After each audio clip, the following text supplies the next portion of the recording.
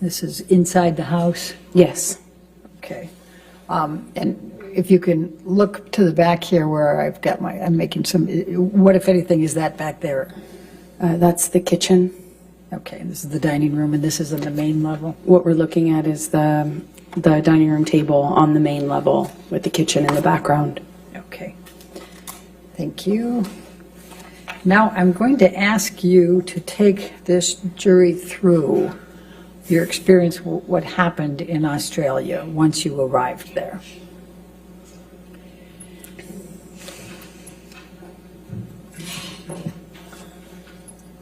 Well,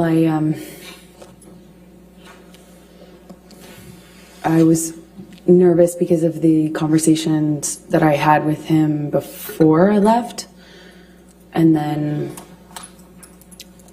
in transit I stopped in Dubai and spoke to him too.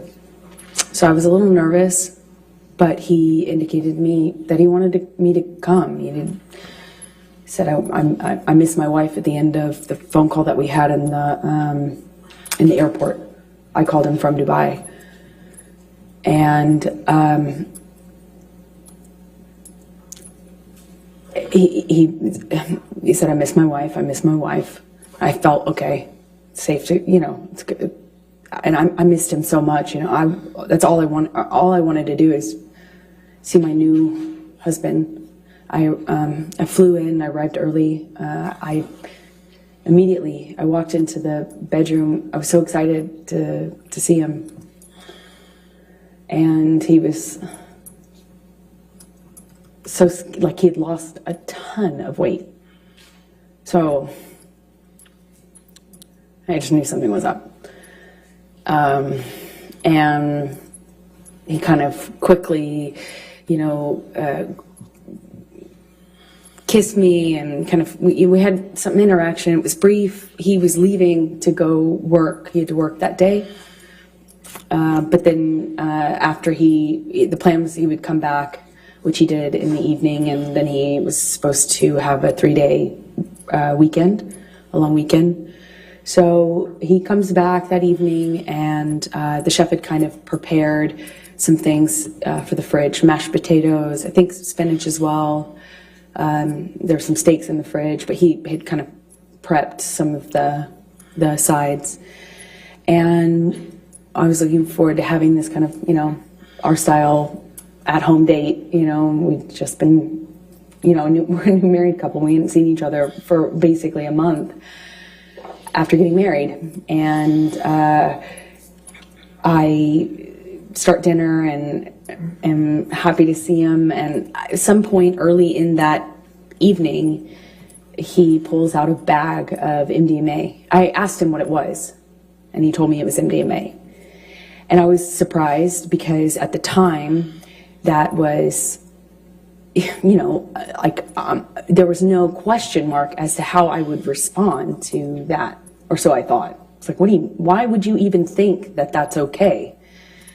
He'd already gotten clean and sober. I was, touch and go, but for the wedding, he was drinking Beck's. I think at some point he did have wine on the island, but it wasn't an issue, right? Just moved ahead.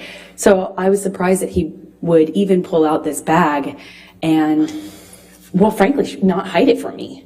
And he kind of seemed to suggest that we should do it together.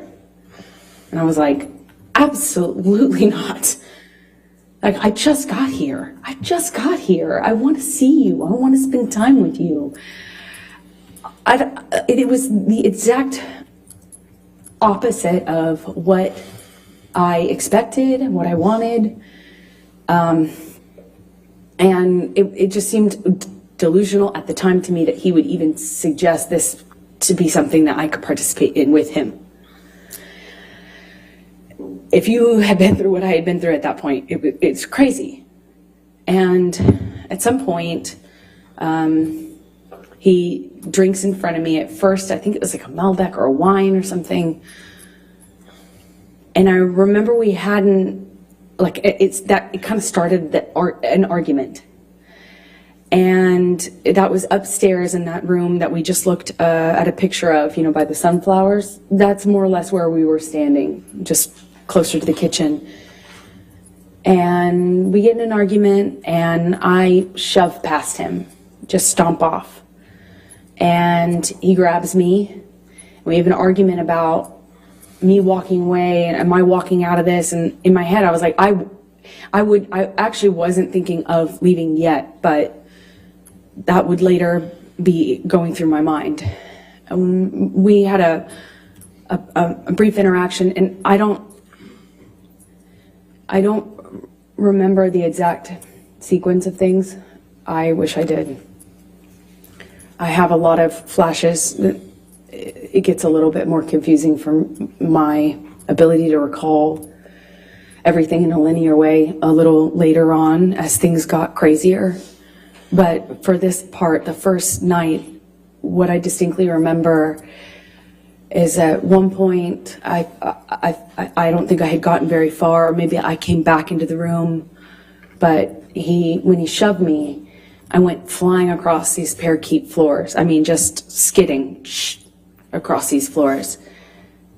And I remember thinking it just looked so easy for him to throw me around like that, I just slid, screeching my skin against this beautiful wooden floor.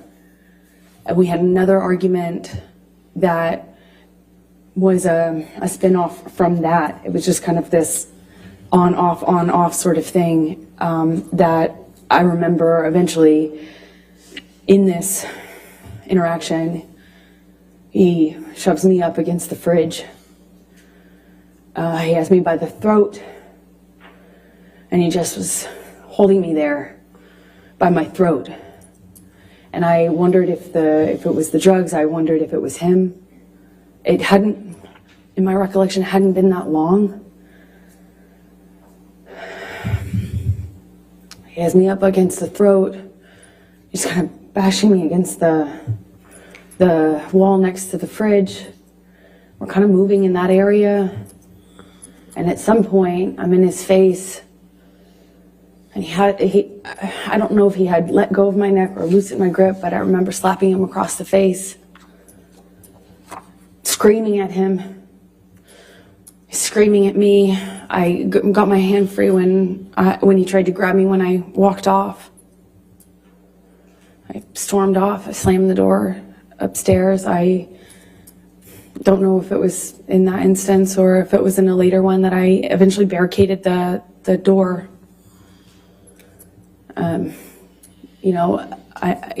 It wouldn't stop him from coming in. He could come in the other doors. There's a back door, there's patio, but at least I'd hear it. And this is March 2015 by this time. I'm being medicated by his doctor. He's giving me anti-anxiety meds, giving me, had already tried to give me antidepressants. They didn't work for obvious reasons, I hope. I wasn't sleeping. I had insomnia. I'd wake up with panic attacks. I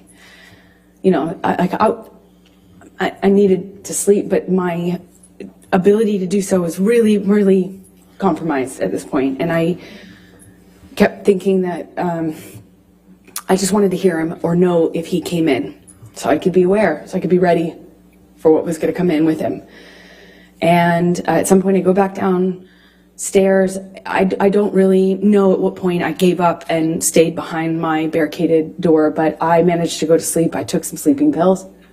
I woke up, and when I came downstairs, he was still up. He confirmed that when I asked him that he had not slept. He had not eaten, so I tried to get him to eat. We get in an argument.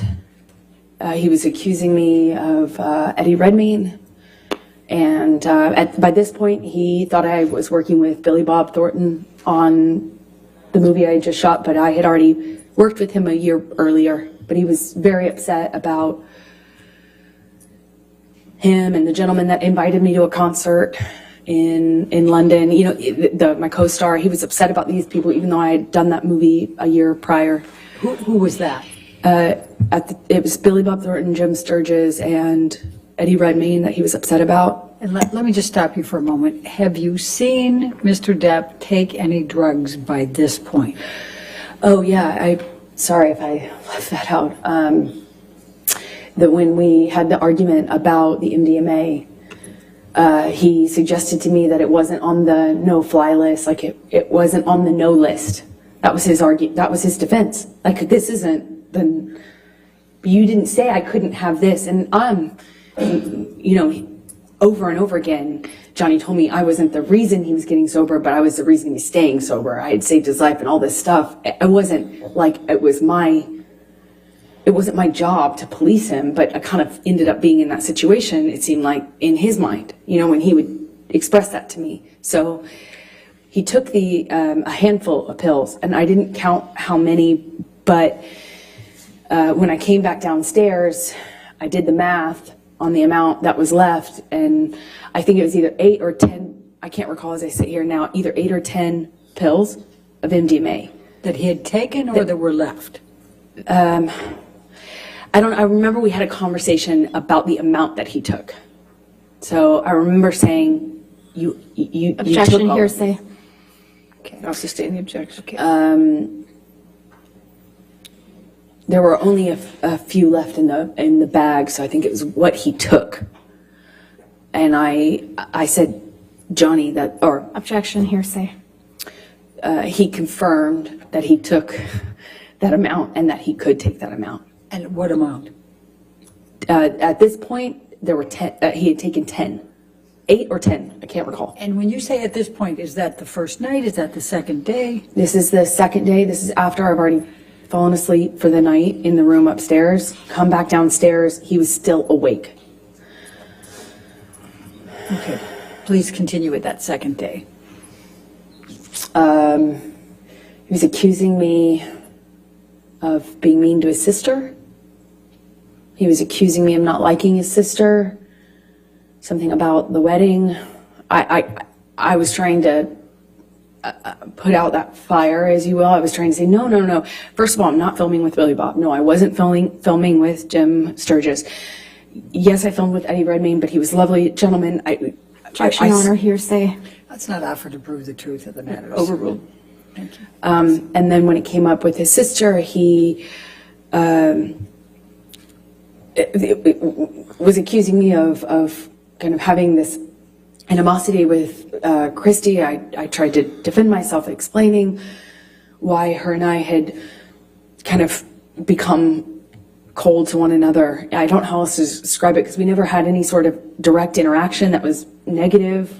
We never had any sort of confrontation or anything, but I did my best to explain to him what I could answer to that accusation. And at one point he, I mentioned that, well, I can't say what I mentioned. He, as a result of that phone call, picks up the phone and calls his agent. I don't know why, still to this day.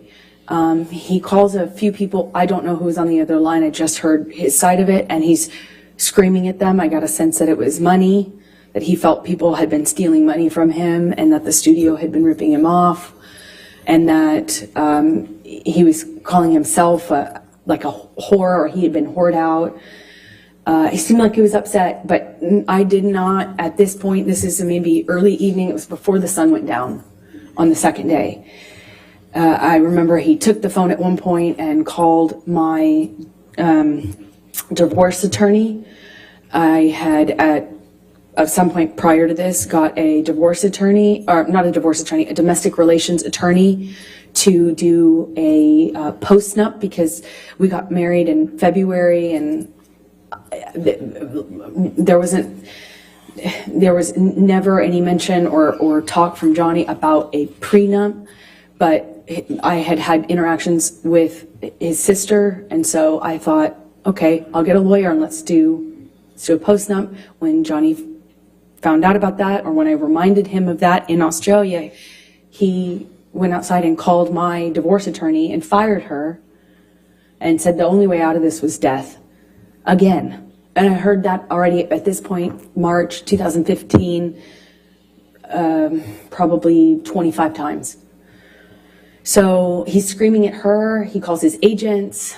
I hear him talking incoherently, screaming incoherently at my lawyer and his agent. He comes back inside, and I genuinely didn't know if he was still mad at me or if it was about me at all. I didn't know. It didn't seem like it was connected to reality at all. At some point shortly after that, I have been saying to Johnny, you need to sleep. Let's eat some dinner, baby. Let's relax. Please, like, calm down. In my head, I was thinking that it would genuinely change if he just got some sleep. He needed to sleep it off. He needed to come down off the drugs. Clearly, the combination of what he had taken pill-wise with whatever else he was hiding from me was not good. I had recognized that sort of delusion. I had recognized that sort of unattached to reality rage. I had recognized the patterns of those kind of loops where he's yelling about things that aren't even being discussed or talked about. I knew already that he just needed to sleep it off, clean up, sober up.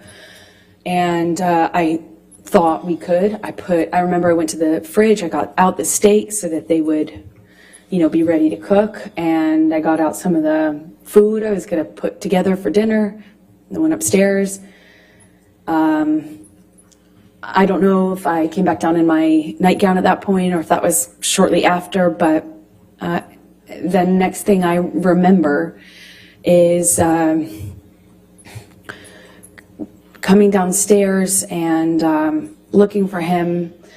We had an interaction that I can't really describe. It didn't make a lot of sense to me. He was just belligerent, throwing things, screaming at me. And I realized I was back on the chopping block. I realized it was back, I realized that the arrows were pointed at me again. And I tried to defend myself. I was explaining, trying to say that. Objection, Your Honor, hearsay. It was not for to prove the truth of the matter. She hasn't even said it yet, but try not to say what you're saying unless it needs it for context or something. Try to say what he's saying. I'll sustain the objection. Okay. He was just belligerent. I don't know how to describe to you because it wasn't making sense. It wasn't making sense. I don't know how. I don't know how the immediate next string of the next part of the violence actually even initiated, but again, he has me up against the wall, and I remember this time he slams me up against the wall hard. I mean, I hit my head hard. And this is a wall next to the, I say kitchenette, but it's more of a bar. I remember there were these cooling fridges, and I remember kind of being slammed up against those. I remember pushing him off of me. I remember the name calling, the whore, the slut, the fat ass. I remember a lot of name calling.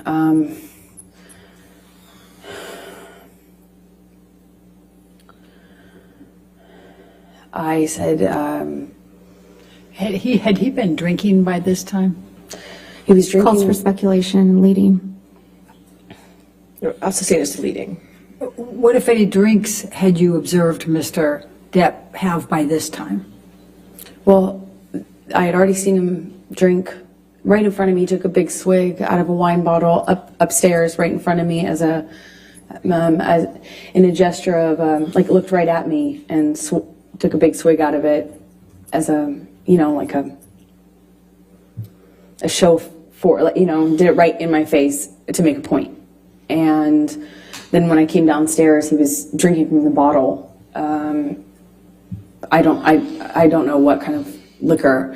I remember there was another bottle open, and I was wondering why he was drinking both. But at some point, he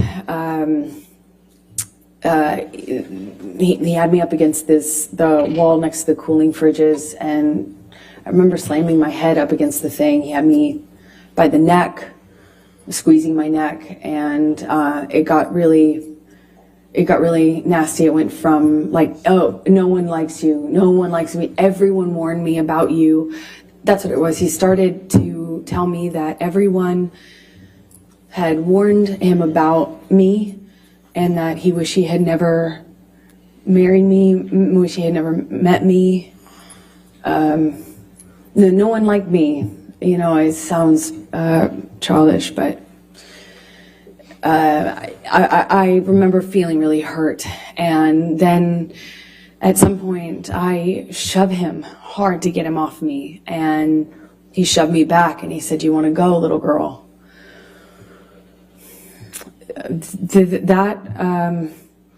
I couldn't, as I sit here today, tell you if that happened before he choked me up against the wall, but at some point, I am in a struggle with him where I'm holding his shirt lapel, and he kind of just flings me, for lack of a better way to describe it, throws me across the room. I land on a games table. It's like a ping pong table.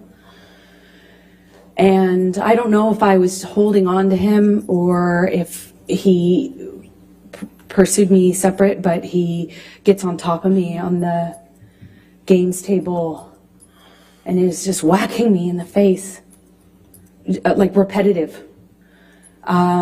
We struggle on the games table. I don't know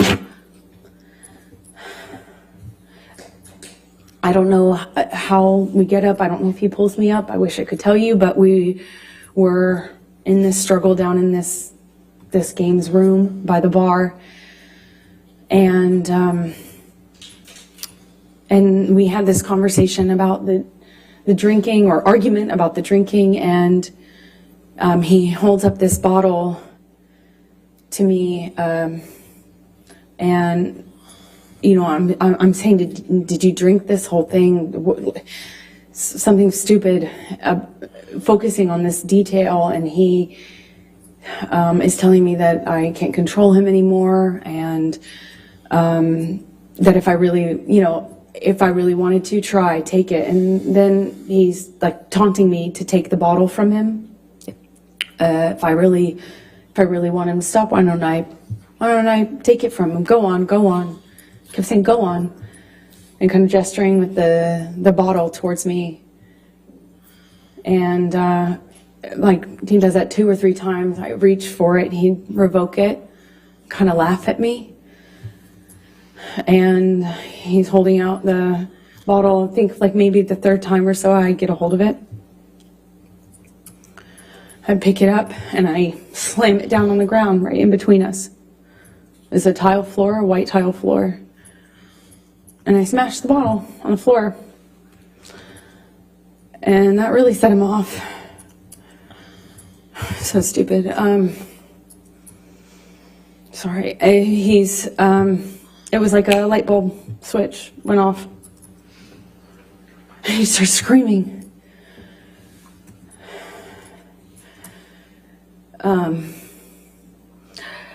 I don't know if he backhanded me or hit me normally. I don't really recall, but I remember it sent me down to the ground. I remember by the time I picked myself off the floor, I stand up. He's got a bottle in his hand, and he threw it at me. It missed, thankfully, but I kind of pulled myself back into the bar area. I don't know how much time passed, but at some point he had a broken bottle up against my face, neck area by my jawline, and he told me he'd carve up my face. I don't know at what point in the evening. I couldn't tell you what sequence-wise when that happened, but it was terrifying. It wasn't the first time he said that to me. He said that to me on the plane as well.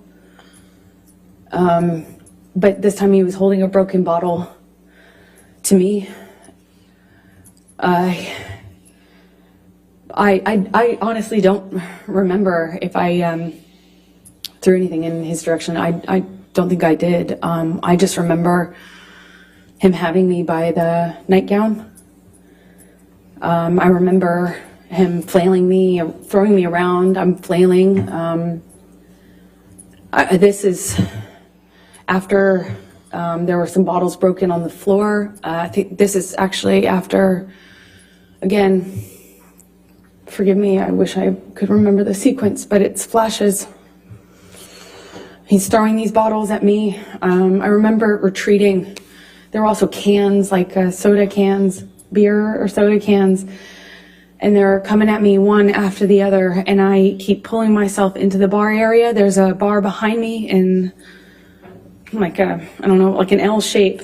He's standing in the only way you can exit, so I'm kind of trapped in front of this sink, surrounded by bar on 3 sides with him in front of me-ish, kind of front off to the left, and he's throwing these bottles one after the other, and I can feel glass breaking behind me. I remember feeling one of them go by my head really fast. I mean, a real velocity. I remember being terrified. I remember I couldn't move. I couldn't go anywhere. I eventually, he ran out of things to throw. I think that's how I moved myself towards the exit. And I believe that's most likely when we got kind of in this struggle by the bar area, because I remember my feet slipping on the tile as he was slamming me from the wall to the countertops. At one point, he has me up against the wall and he's punching the wall. He had my, nightgown and it kind of ripped it off my chest. I remember at one point he's teasing me, taunting me that he has my breast in his hand. My nightgown came completely off. It was ripped off of me. So I was naked and I'm slipping around on this tile and trying to get my footing.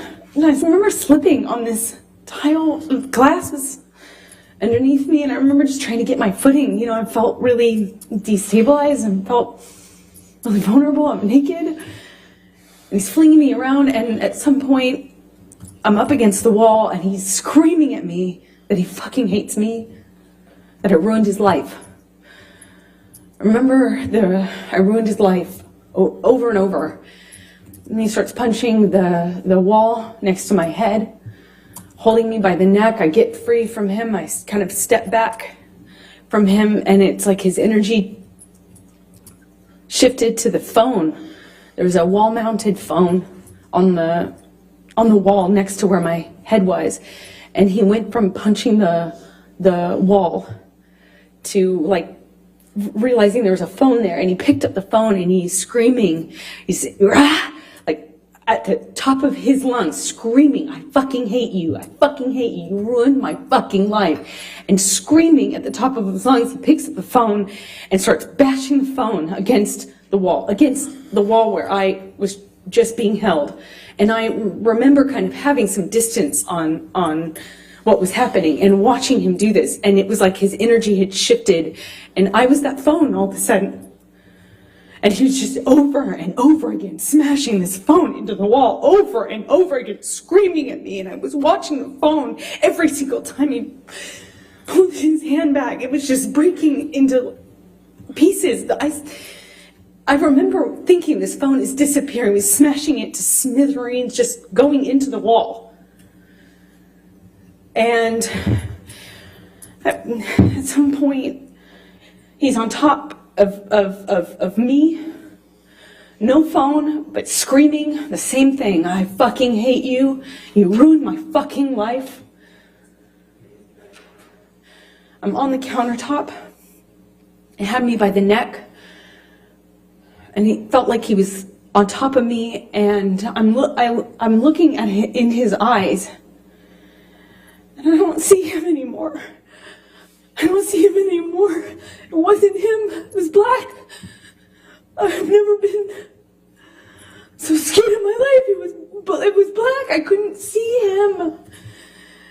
And he was looking at me, and I was trying to get through to him. I was trying to say to him in some way, that it was me. I was trying to get through to Johnny, and I couldn't see him. I couldn't see him at all.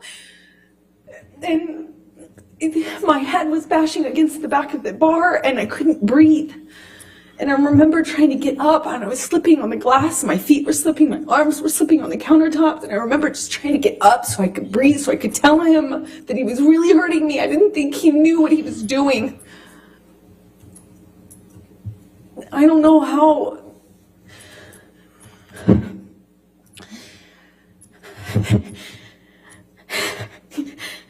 Sorry.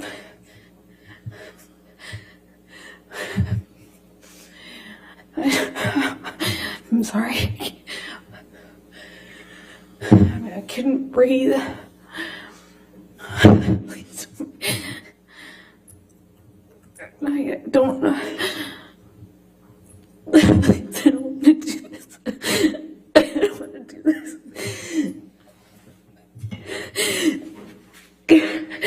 I couldn't breathe. I couldn't get through to him. I couldn't get up. I couldn't get up. And I don't know how that ended. I don't know how. I don't know what happened next. I don't understand.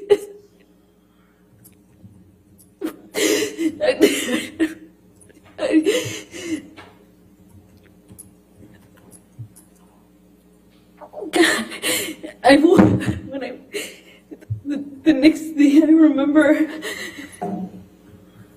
I was bent over backwards on the bar, meaning my chest was up. I was staring at the blue lights, and my chest was on this, my back was on the countertops, and I thought he was punching me. I thought he was I'm sorry.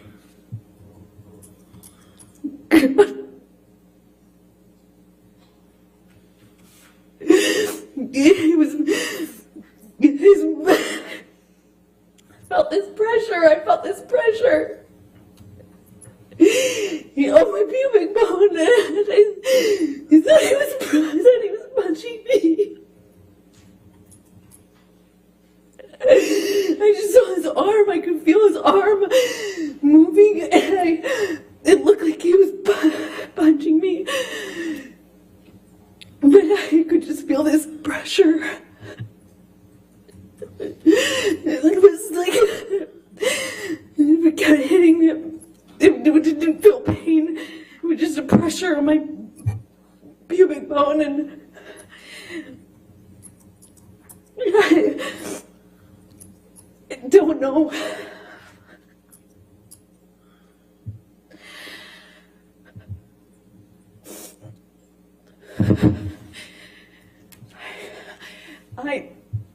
I don't remember what I said.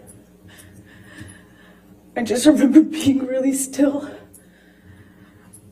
not wanting to move. I remember looking around the room. I remember looking at all the broken bottles, broken glass. And I remember just not wanting to move because I didn't know if it was broken. I didn't know if the bottle that he had inside me was broken. I couldn't feel it. I couldn't feel it. I didn't feel pain. I didn't feel pain. I didn't feel anything. I didn't want it. I looked around and I saw so much broken glass that I didn't know if he would know. If he would know, I didn't know if he would know if it was broken or not. And I just remember thinking, please God, please,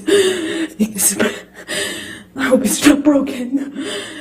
I don't know how that ended. I don't know how I got off the countertop. I just remember it being in the bathroom. I remember retching. I remember the sound my voice was making. I remember I lost control of my bladder. I remember just retching. I remember there was blood on the floor.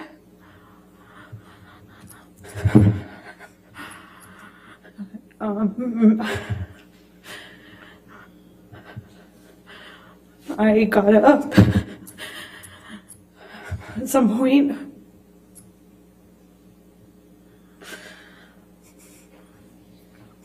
I don't know how that night ended. I don't remember what happened. I don't remember. I have a memory of him begging me not to leave. I remember going outside the front door. I remember him coming out to the front area, but I don't remember. If that was before or after this, I don't remember. I just have that memory. I remember taking a bunch of sleeping pills. Not a bunch, like 2, which is a lot for me. I remember falling asleep, or I don't remember falling asleep, but I know I fell asleep because I woke up the next day. I assume it was late morning. I could hear him downstairs.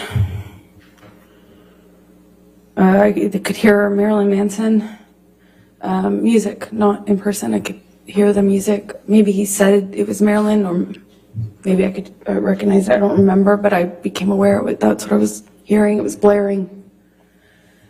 It became clear, obvious to me when I walked downstairs. He was still up. He hadn't gone to sleep again. I walked downstairs and I saw this brown on the walls going down the stairs. And the brown on the walls became clear, like it became clearer, like lettering. And then it was obvious it was dried blood. He had written down this, that we had a spiral staircase, like white cream walls. There was blood on the carpet. I could see blood drips. I thought it was from my arms or feet, but it was drips. So that plus the wall writing, I saw this brown letters on the wall, and then realized that he was trying, that it was meant to be a message, but it was incoherent. I saw what looked like my name, but I really couldn't make out most of the rest of the message. Walking down the stairs, I saw a bird in the house. I thought that was surreal. I went down to the main level where my painting studio was, and I had some canvases out. It was in the living room area. And by the time I got down to the bottom of the stairs, the dried blood had been kind of taken over by paint. It was blue, navy blue paint, and then brown paint. And then it was, on the walls, on the lampshades, pillowcases of the sofa cushions. There was blood in the painting studio. The paint, my canvases had been covered with what looked like just brown, blue, green, red mess. It was just a mess. There was a painting that had, a painting that the owners had that had, like giant penis on it, and, some other things. There was a table overturned, a bunch of broken glass on that floor. I walked downstairs where I heard the music coming from, and that's where I found him, blaring this music. He was in the study, which is by the bar games table area off to the side, and it was just glass and blood and broken window, and just, it looked like a mess. The table was collapsed, and I walked into the study. There was a couple unbroken empty bottles. I remember wondering where they came from. And he just looked, he wasn't there anymore. He wasn't there. It wasn't Johnny. He was standing at the office desk. He had his hand wrapped in this, like, rags, or, bandana rags. And I think he took them down or somehow showed me, and he said, "Look what you made me do. I did this for you," something to that effect.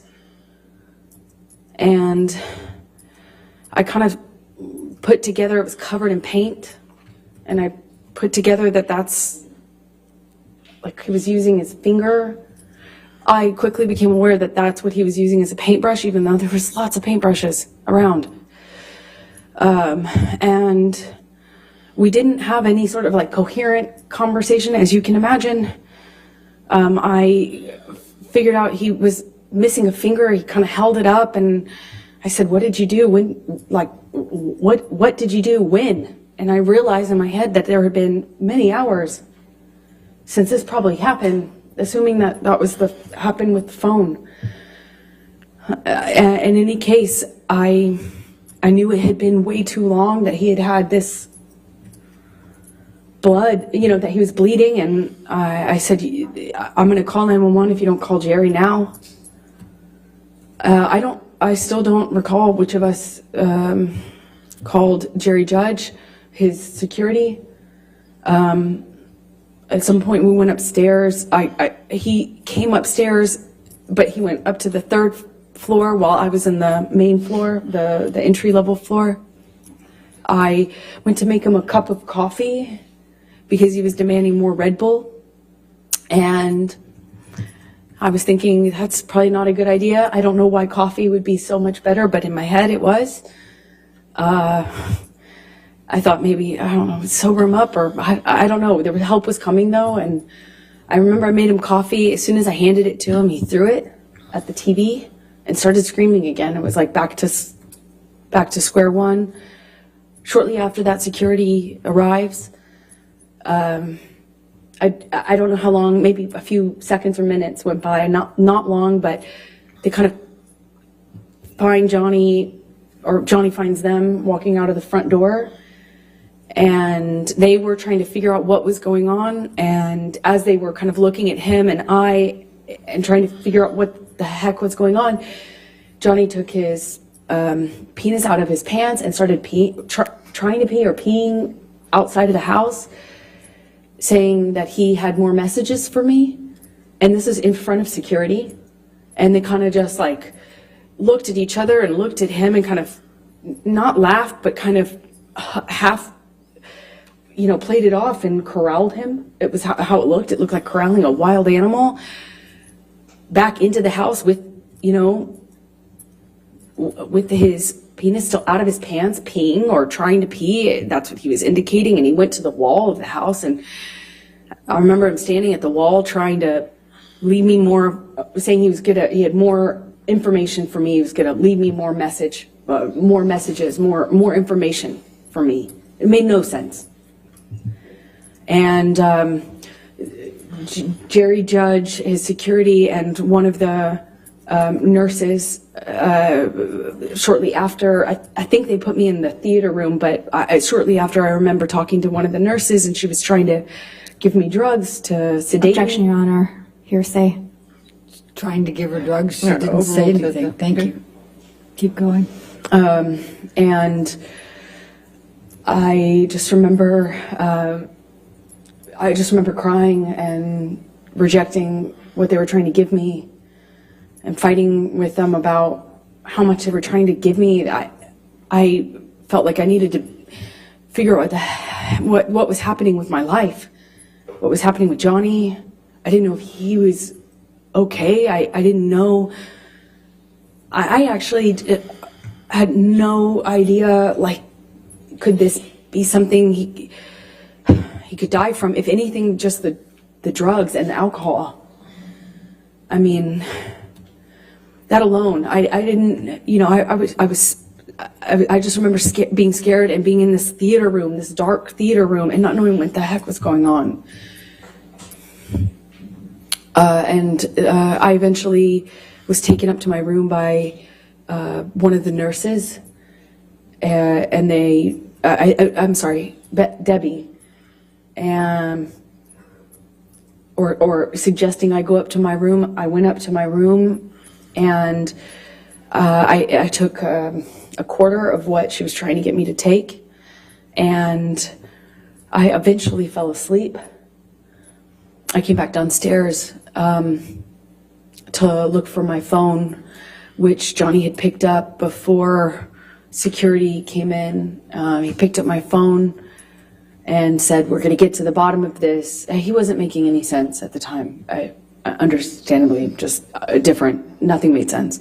But he picked up my phone and was saying, I'm going to prove this. We're going to get to this. We're going to get to the proof of this. Something to that effect. I don't remember his exact words. And he pushed record on my phone. I didn't actually at the time think that he had done that. I had no idea, but I did know that I didn't have my phone when I woke up and went downstairs to get it. It was dead. It was sitting out on the dining room table by where Jerry Judge was sitting. Jerry Judge was on the phone and talked to me, and I went back up to bed, took more of this sedative, and fell asleep. And then I think the next day, went to the closet and took out the clothes that he hadn't painted on. I guess when he went back upstairs, he had just like, it looked like what he had done is dip his hand in a bucket of paint and just wiped it on my clothes. Just went, and he had picked up another portion of my clothes and put them in the bathtub. And I don't know if he added paint or if he just had touched them with paint, but it was this ugly navy blue brown paint. I packed what was packable, what hadn't been destroyed, and eventually left Australia with Ben King, who you met on the way there. Let me stop you there because I want to ask you some more questions about those 3 days, and then we can talk about Ben King and going home. So, do you recall what bottle Mr. Depp was drinking from and then had that back and forth with you and you threw on the ground? Objection, Your Honor. Compound leading. Sustained. Do you recall what the bottle was? No, I don't. Okay. Do you recall whether it was wine or liquor? It was liquor. Because the wine was upstairs. Okay. Do you recall Excuse me. what color Excuse me. it was? Well, I believe it was white, or clear, but I can't be certain. I think it was clear. Do you remember whether it had a handle on it or not? No, it was a normal bottle. I remember because he was holding it like this and gestured to me to take it, and I did try to reach for the bottle. It was a normal size, but for the life of me, I can't remember like what brand. Okay. When you woke up that third morning and came out of your room, what, if any, food did you see? Oh yeah, I forgot about that. Objection, Your Honor. Leading. Overruled. There was mashed potatoes smeared all over the bedroom door, on the wall, in various places. But I remember opening the door and being really confused at first as to what it was. Had little like specks of green in it, I assumed to be spinach. And throughout the house, there was food rubbed in places, just countertops, walls, doors, as I mentioned. And later that evening, I found the raw meat that I had left out, the steak, all over the house, or pieces of it. It was cut up. And he had ripped my nightgown into pieces, into shreds, and wrapped the meat up, like wrapped the steak pieces up with my nightgown. It was this really beautiful burgundy silk nightgown that had this black lace trim. I ironically got it from Dr. Kipper for a wedding gift. And it was I found it, I continued to find it throughout the rest of the time that I was in the house in Australia. There's pieces of it in the microwave, pieces of it in the produce drawer, in the closet drawer. I mean, just raw meat wrapped up in my nightgown, as well as the smeared food on the walls. It was bizarre. What, if anything, do you recall seeing on any mirrors? Oh, he had written on the bathroom mirrors in the bedroom, and I believe he had, there was another mirror. I just don't recall which bathroom it was in. I suppose it was the one that I went to, which is on the very bottom level, where I was retching, for lack of a better way to describe it. I think it was in that bathroom that he also wrote on that mirror as well. What, if anything, do you recall? In blood and paint, sorry. I'm sorry. What, if anything, do you recall of any lampshades being written on? Well, he wrote on messages to me, you know, things to the effect of go-getter, you know, horror sort of thing, that sort of language, but calling me easy, calling me a slut, calling me, you know, like just things about ego and what a whore I was. But it was hard to make sense of it because it was clear he was just out of his mind. It was, I mean, he wrote on a back of a pillow in blood, and you can tell because it dries like in this ugly brown color. He wrote on the walls going downstairs. Like it took in fact, you could see where it looked like he had run out of blood because the messages became, the markings became clearly letters, and the letters kind of became, like I could see where he had clearly run out of blood or it wasn't bleeding enough and went and got paint. And then it became paint and blood. You could see both. You could see where he went back with it. Same with the mirrors. I could see where all the dried blood was. And then I could see a different set of markings with paint and some other material. So I'm going to go back to the time in the bar, and I know this is very painful. Do you recall what Mr. Depp was saying to you when he had the bottle and was pushing it against your pubic bone? He said that he would fucking kill me. I'll fucking kill you. He said it to me over and over again. He said, I'll fucking kill you. Did you bleed from the vagina as well? I did. And did you experience any pain later? I wasn't thinking about that. I was heartbroken. Eventually, I realized that I could be hurt because I was bleeding. But I convinced myself it wasn't broken and that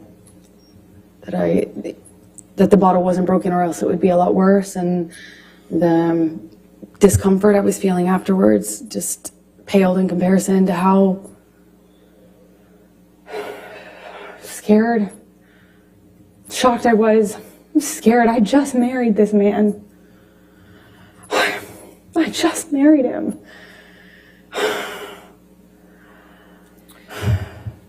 And forgive me for asking this, but I need to just make sure the record's clear. You were penetrated up the vagina into the pubic bone, is that correct? Objection, Your Honor. Leading. Sustained. What, if any, penetration was there in your vagina? With the bottle. I'm so sorry. To do this. I am so sorry.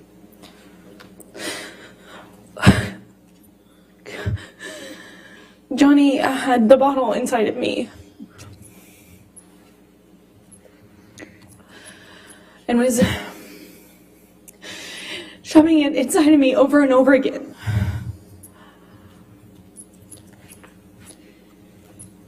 Did you experience any cuts on other parts of your body? My forearms were cut. My bottoms of my feet were sliced up pretty good. Did you have any other bruising or swelling? I had a bruise across my jaw, I suppose, from one of the many times he clocked me in the face downstairs. I think I just didn't make a record of anything else. I'm going to ask you to turn to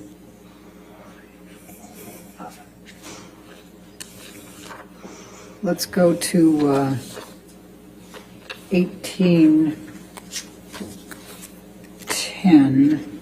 Well, actually, let's go to 1815. Michelle, if you can bring that up. Defendants 1815. And I think these are all in, Your Honor, so if we could publish. Yes, they can all be published.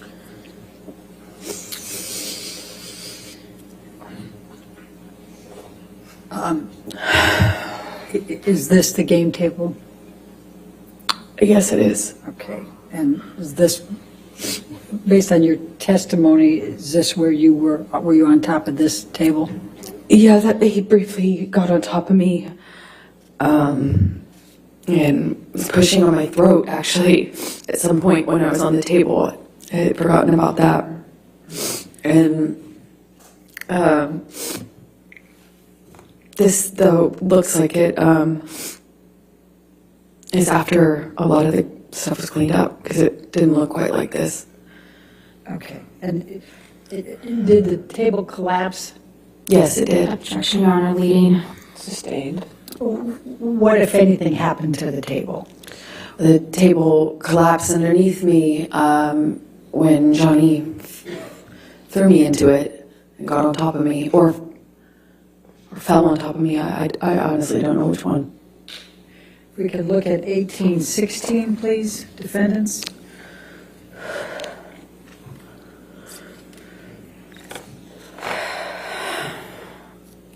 Do you recognize this, what's depicted in this picture?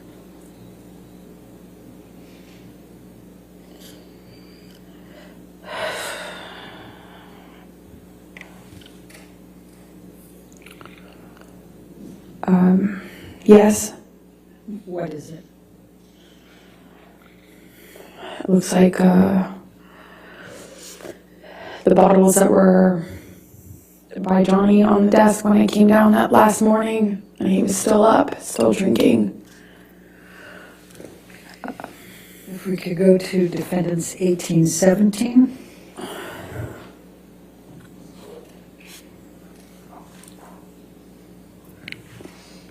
The bottle shape. I'm sorry, go ahead. I have not. Go back to 1816, please. Your Honor, I had confused. Is there a question? asked a question. What more do you recall? Sorry, it took me a minute to respond because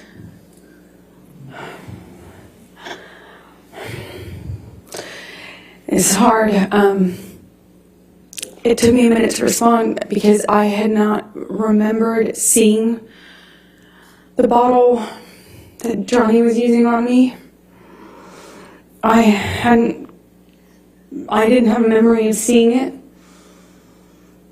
And this picture, I wasn't aware of until just the other day, yesterday, the day before. And I felt my stomach tighten up, like I was going to be sick when I saw it. Because even though I didn't remember seeing the bottle, what I had remembered is a pressure, like something square, which is why I thought he was punching me. I was feeling the square, something firm hitting me, like butting up against my pubic bone. Over and over again, I felt that pressure against my bone. It felt like a flat surface. But when I realized it was an object or a bottle and not his fist, which is what I thought, because his arm, I could see his arm while he was holding me down, saying he was going to kill me, but I thought he was, his arm looked like he was punching me. And I hadn't seen this bottle. I didn't know. And then this came out in Ben's evidence because he didn't share it until this date. Objection, Your Honor. Sustained. And so I recognize it.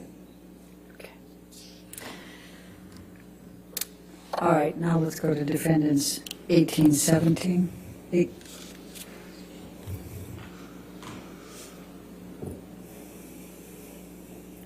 Do you recognize this area, or this picture? Yes, it looks like one area of the bar. Obviously, this is sometime later because all the liquid is dried up. It's quite slippery. I was slipping all over that tile, that's how I know. Okay. Looks like a lot of the glass has been cleaned up almost. Okay. And then let's go to 1818. Actually, I think I'm that's... sorry, which, Yeah, I don't have that that's number. not in evidence. Yeah, and that's a duplicate. Let's go to 1819. My apologies. Okay.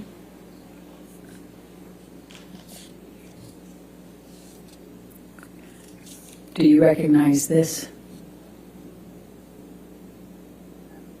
Yes, I do. What is this? This is close to where my feet were when I was dangling off the counter. When he had me on the countertop by my neck, my feet were slipping on the tile, and I just remember my feet. I remember feeling glass underneath my feet and slipping. I couldn't get up. I couldn't alleviate the pressure on my neck as he was crushing me. That's that's next to that. All the way at the end of the picture is the bar where I was standing when he was throwing bottles at me.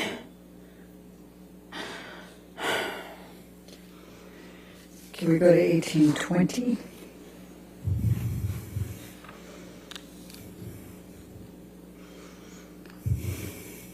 Do you recognize what's depicted here? The area.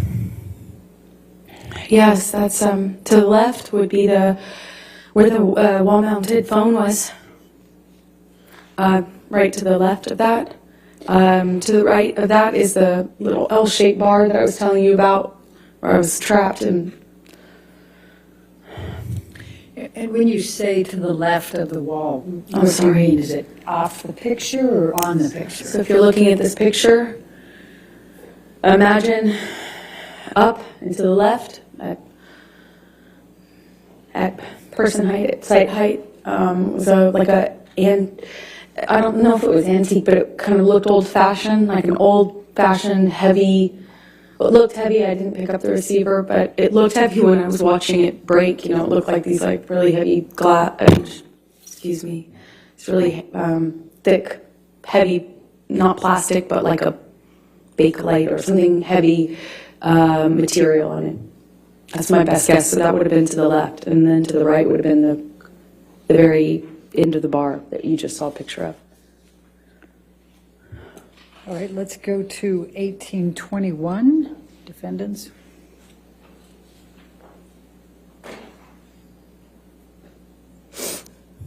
And do you recognize what's depicted in this photo? Yes, that's the bar that I was just talking about. Okay. Now, I see a phone on the right side. Is that the phone you were talking about? No, that's not. This is a wall-mounted phone. That's just a landline. And you see straight ahead at the very, if you look straight ahead at the picture, on the top part of that, it appears to be some broken glass. Do you recall, what do you recall of that?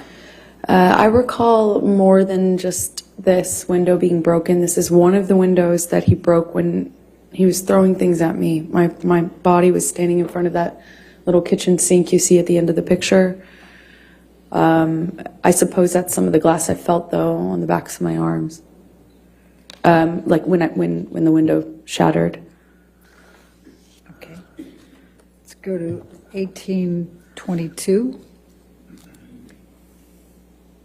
1822, I don't have in evidence. 1822 is not in evidence. That's exactly why I just went over here. Let's go to 1825, I think. Is that the next one, Your Honor? 1825 is in evidence. I'm not sure. Okay.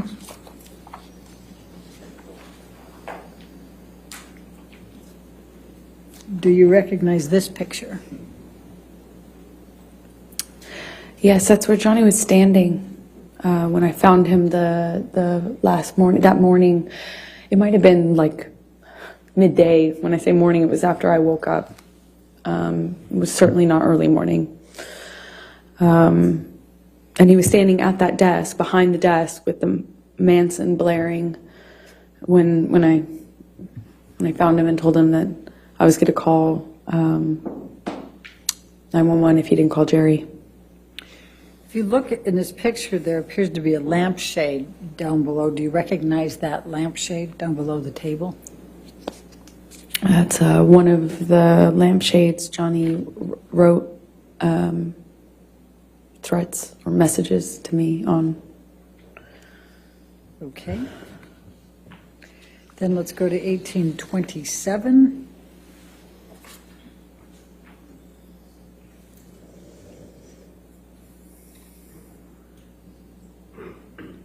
Do you recognize this? Yes, I do. That's my painting studio. So when I walked downstairs and saw all the blood on the walls, I walked into this room first. That's where the stairs empty into this room, kind of my painting area. And those are the canvases that he repainted. And do you see, if you look by the white tablecloth table to the right of that, do you see a lampshade there? Yes, I don't know if that's the same lampshade or another one. Okay. Then let's go to 1828.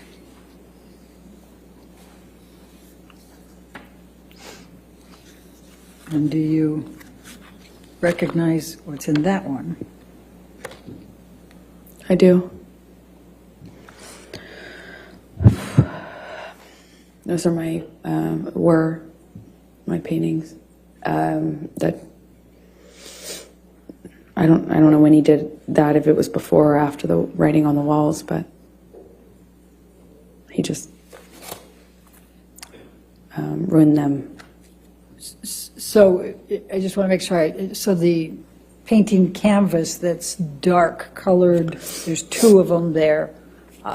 Well, there's 2 or 3, and then there's a smaller one in the center, and that was his daughter. I was trying to paint a portrait of, and that was untouched.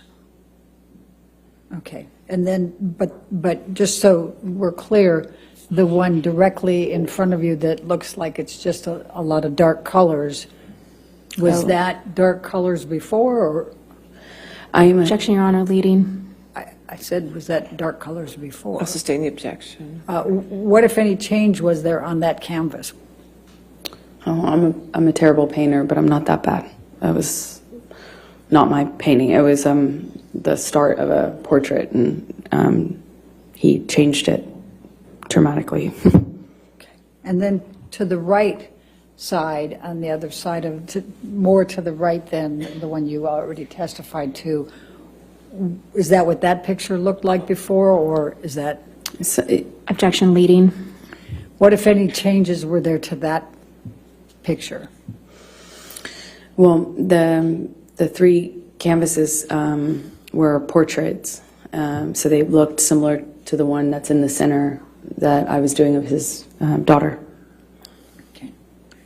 And the white that's below, what, if any, changes were there to that? The white canvas that you see there? It just looks like the painting was, it looks like once he destroyed. Objection calls for speculation. Sorry. Sustained. Was there anyone else in the house besides Mr. Depp and you? Not that I know of, no, and no one was around. Okay. Do you have any reason to believe somebody other than Mr. Depp did this? Objection leading. Sustained. What, if any reason do you believe that Mr. Depp did this? Objection That was not, what, if any? What's the objection? leading. No, I'll overrule that objection. Thank you. It was just Johnny and I in that house over the course of those 3 days, roughly. There might have been somebody, his assistant or something, come on the first day or second day, I can't recall, but for the majority of for the entirety of what I've been describing to you, it was Johnny and I in that house. And did you do any of this? Did you No. create any of this damage? No. I'm also going to take a look at the white tablecloth to the right there. And also, Johnny was covered in paint, so Okay. to answer your question fully, that's also how I know. All right. So I'm also just going to draw your attention to that white tablecloth over there. Does it appear to have some paint on that as well?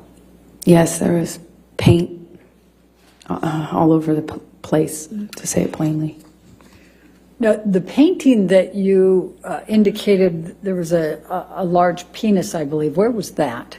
I believe it was just, like if you're looking at this, I believe it was on the wall, almost right next to the painting directly center that we're looking at. That's my best recollection, but I can't be entirely sure.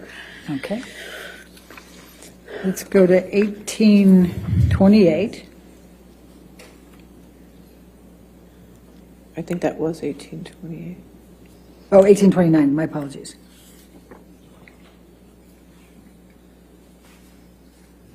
And do you recognize this photo?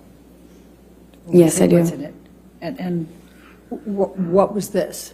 This is one of the lampshades that Johnny chose as a medium to leave me messages in blood and paint. Okay. Let's go to 1830.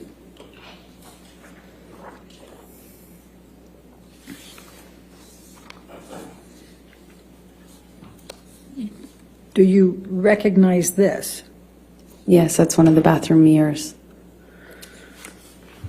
Okay. And if you could just look to the left, and I'm going to go ahead and circle it over here. You see red and black there. Would you agree? Yes. Okay. And there were some questions that were asked earlier about that red. What, if anything, did you write on this mirror? I didn't write anything on the mirrors. I was as confused as anyone in hearing that testimony. And based on looking at this area that I have circled, is the black on top or underneath the red? Objection, Your Honor. Calls for speculation. Leading. Sustained objection.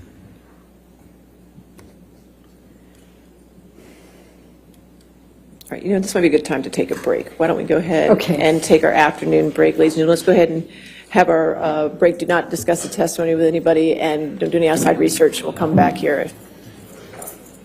All right, in 15 minutes.